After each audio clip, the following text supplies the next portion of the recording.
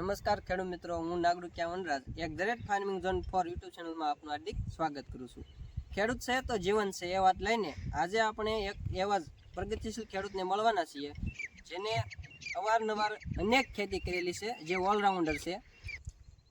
તેમને મરચી, ટમેટી, રીંગણી, ભીંડો, કારેલા જેવા અનેક જે બકાલા છે એ કરી જાણ્યા છે અને એ ગામના કન્વર્જી તરીકે પણ જાણીતા છે। તો ચાલો આપણે એને મળીએ અને એની મુલાકાત લઈએ કે આ વર્ષે એને શું ખેતી કરેલી છે અને એની માહિતી મેળવીએ।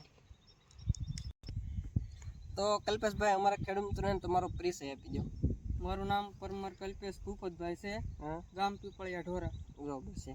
તો કલ્પેશભાઈ, તમે આ મલ્ચિંગ અને ગ્રો કવર કેટલા વીઘામાં અંદાજિત કરેલું છે? અંદાજે આ 5 વીઘા છે। 5 વીઘા છે। અને આ વર્ષે તમે આમાં શું વાવેતર કરેલું છે? આમાં અત્યારે ટેટી વાવેલી છે, એ 2 કંપનીની છે, એક સ્વાતિની છે અને એક મધુરાજા। તો આ વર્ષે તમે આમાં ટેટી વાવેલી છે, તો મલ્ચિંગ કરેલું છે અને ઉપર આ ગ્રો કવર કરેલું છે। તો જે પાયાના ખાતર તરીકે તમે આમાં શું આપેલું છે? પહેલા તો વીઘે 3 લહેરી દેશી ખાતર આપેલું છે। પછી આપણે માઇકોરાજા આવે, એ મલ્ચિંગ જ્યારે બાંધવા આવી ને ત્યારે એની વાવણી આવે, એમાં નાખ્યું માઇકોરાજા, ડીએપી 12-32-16 20-20-013 આ બધામાં 5 થેલી નાખ્યું। બરોબર છે। તો કલ્પેશભાઈ, જે માઇકોરાજા ને ડીએપી છે એને 20-20-013 એ બધા ખાતરનો પણ ઉપયોગ કરેલું છે, જેના લીધેથી આ જે માઇકોરાજા છે એનાથી મૂળિયાનો વિકાસ થાય છે અને સાણિયા ખાતર વગર તો કોઈ પણ ખાતર કામ આપતા નથી। તો કલ્પેશભાઈ, આ આપણે મલ્ચિંગ જે છે એનાથી ફાયદા શું થાય છે? તો મલ્ચિંગ હોય ને તો એક તો નિંદામણ નાશક આવ તમારે દવાઈ નો છાંટ્યું, બરોબર છે, અને નિંદામણ થાય જ નહીં અને ભેજ ટકી રહે, બરોબર છે। તો કલ્પેશભાઈનું એવું કહેવું છે કે જો મલ્ચિંગ કરવાથી ફાયદામાં તો કોઈ પણ પ્રકારનું નિંદામણ તો થતું જ નથી, અને બીજી વાત કે જે ભેજ પકડી રાખે જેને લીધેથી છોડવાનો વૃદ્ધિ અને વિકાસ ખૂબ સારો થાય છે।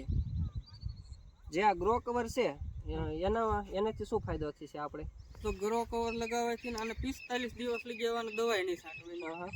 પછી આ ટાઈડમાં આઉટ સિઝનમાં જે વસ્તુ વેલા વાળી ટાઈડની ન થાય ને તો એ ગ્રો કવર મારેલું હોય ને તો આમાં ટાઈડ ન લાગે અને થઈ જાય, અને આઉટ સિઝનમાં ગમે પાક લઈ શકો તમે। આઉટ સિઝનમાં પણ આપણે મોલ કરવો હોય કોઈ પણ, ત્યારે જે છે કલ્પેશભાઈનું એવું કહેવું છે કે આ જે ગ્રો કવર છે એ ખૂબ કામ આપે છે। એવી રીતે ટાઈડ જો શિયાળુ ઋતુ હોય તો ટાઈડ લાગવા દેતો નથી, એવી રીતે આઉટ સિઝનમાં જો ખેતી કરવી હોય તો આ મિની ગ્રો કવર છે એ કરવું જરૂરી છે। તો કલ્પેશભાઈ, જે આપણે ગ્રો કવર ઢાંકેલું છે એ અંદાજિત ક્યારે આપણે લઈ લેવાનું રહેશે, એટલે ઉગાડવાનું રહેશે? ગ્રો કવર 40 થી 45 દિવસે જ્યારે ફ્લાવરિંગ લાગી જાય ને ત્યારે લેવાનું રહે। જે આપણે કોઈ પણ મોલ વાવેલો છે એને જ્યારે ફ્લાવરિંગ લાગે અથવા કોઈક ફળ બંધાવવા મળે ત્યારે આને ઉગાડી લેવાનું રહેશે। ત્યારે ડીટીયા થાય ને ત્યારે ગમે એ વસ્તુના ટેટી કાકડી ડીટીયા થાય ને તે લઈ લેવાનું। ને આપણે આમાંથી જે દવામાં ને એમાં ખર્ચામાં કેટલો ફાયદો રહેશે? દવામાં 45 દિવસ લગી એક પણ છંટકાવ નહીં કરવો પડે। બરોબર, એમ જોવો તો દવા કોઈ પણ કરવાની જોઈતી જ નથી આપણે, બરોબર પડે જે દવા।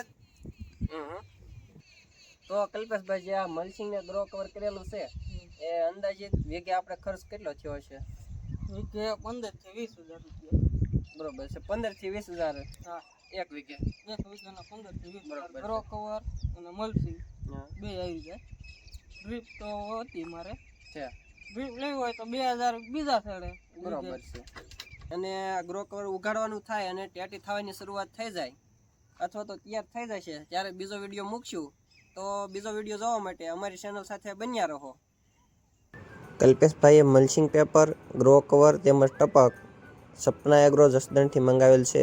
તો ખેડૂત મિત્રો, તમારે પણ જોતું હોય તો સપના એગ્રો જસદણનો સંપર્ક કરી શકો છો।